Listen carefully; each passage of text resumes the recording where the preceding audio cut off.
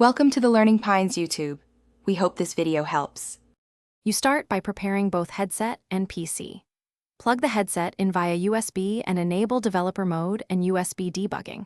This grants a DB access. On your PC, install Android SDK platform tools so you have a DB available on path. That's how commands reach the device. Once a DB lists the headset, open headset Wi-Fi settings to note its IP address. This is essential. Make sure both devices share the same network. Without a reachable IP, wireless pairing won't work. Now shift to the pairing sequence. On the headset, enable wireless debugging and choose pair device with pairing code. The headset will display a 6-digit code and port like 3702.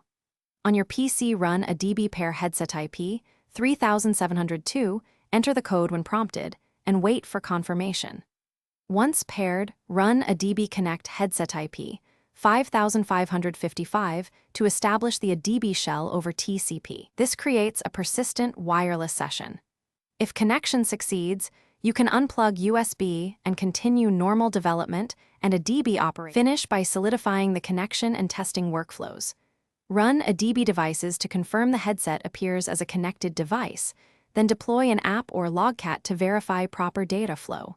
If you plan longer sessions, disable sleep or use a stable Wi-Fi band to avoid drops.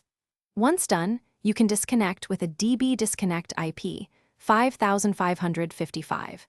If anything goes wrong, one key troubleshooting step is to toggle wireless debugging off and on and repair. This clears stale sockets and often resolves authorization or network hiccups.